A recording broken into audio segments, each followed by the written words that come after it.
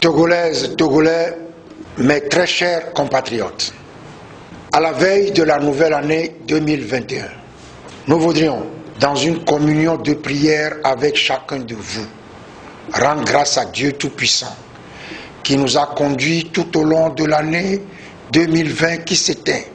Nous l'espérons avec son lot de contraintes, de difficultés et d'épreuves de toutes sortes. À cette occasion, nous adressons à chacun de vous et à vos familles respectives nos vœux ardents de santé, de succès et de prospérité.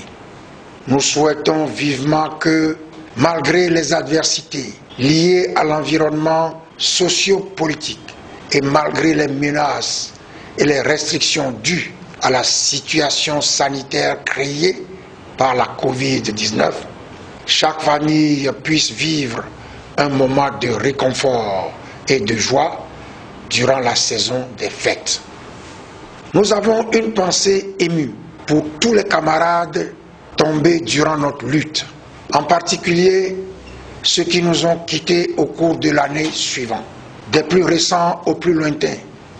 Nous pensons notamment à Madame Marthe Béléi, au maire de la commune des Lacs 3 à Bédranfort, Claude Mikem, à Madame Béatrice Médride Soussou, à Madame Raymonde Wolassi Tanike, à l'ancien député Sofo Fofana, à Victor Kola Nouodou, vice-président de la fédération du 2e arrondissement C de Lomé.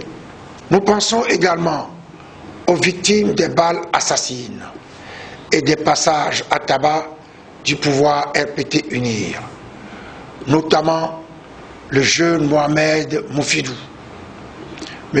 Dodji Koutouati, ainsi qu'à toutes les personnes abattues de sang-froid au cours des opérations policières de répression des ventes illicites de carburant.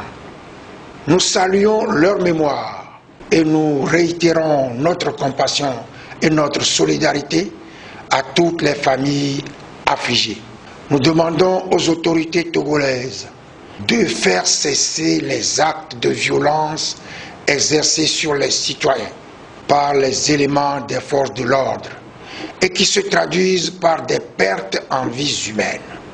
Nous demandons également que les auteurs soient recherchés, arrêtés et remis à la justice pour être jugés et punis conformément à la loi. Nous avons toujours une pensée compatissante pour les femmes et les commerçants ruinés dans les incendies des marchés et dans les braquages à répétition. Nous pensons aux jeunes en détresse, sans emploi et sans perspective, exposés à toutes les tentations et à tous les dangers de l'aventure. À tous, nous renouvelons notre pleine solidarité et notre plein soutien.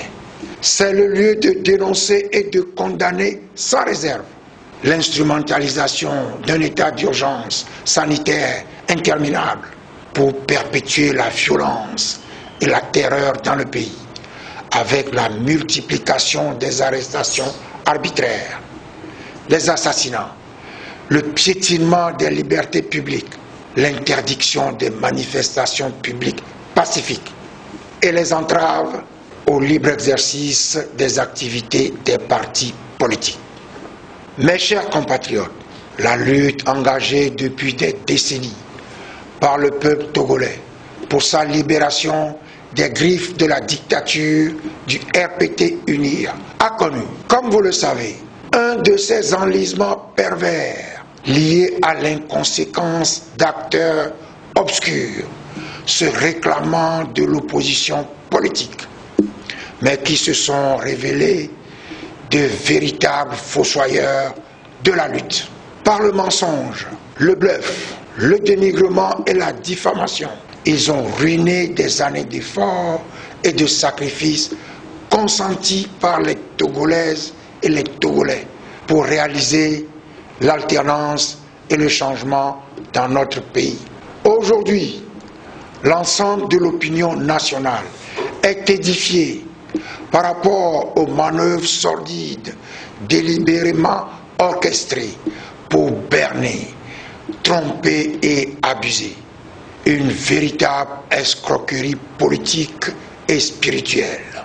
Il est réconfortant de constater que la très grande majorité des combattants de la liberté et de la démocratie se rend disponible pour poursuivre avec rigueur et sérieux la lutte exaltante que nous avons toujours menée aux côtés du peuple togolais pour la libération de notre cher pays, le Togo. Il nous appartient de maintenir le cap des choix lucides et pertinents, largement soutenus par l'ensemble des forces vives en lutte. Ces choix, nous les assumons sans état d'âme, avec responsabilité et dignité, en invitant chaque Togolaise et chaque Togolais à ne pas céder au découragement. C'est le sens du mot d'ordre de remobilisation populaire lancé à l'issue du Conseil national de l'ANC le 10 octobre de cette année.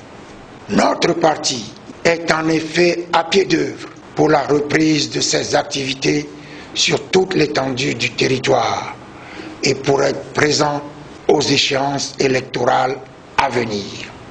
Pour l'heure, nous sommes résolus à apporter aux discussions politiques annoncées par le gouvernement des contributions à la hauteur des attentes des populations togolaises. Qu'il s'agisse de l'amélioration, de l'assainissement du cadre électoral, qu'il s'agisse des mesures d'apaisement, qu'il s'agisse des autres mesures liées à l'environnement économique, social et politique du pays. Togolaises, Togolais, mes chers compatriotes, nous ne saurions terminer ce message sans appeler une fois encore l'attention et la vigilance de chacun de nous sur la réalité funeste et implacable de la pandémie de la Covid-19 qui frappe sans aucune distinction. Même si l'espoir est permis avec l'annonce des vaccins découverts pour juguler le mal, ne baissons surtout pas la garde. Continuons à nous protéger et à protéger nos familles par une rigoureuse observation des mesures et des gestes barrières préconisés par les autorités sanitaires nationales et internationales. Vive le Togo libre et démocratique.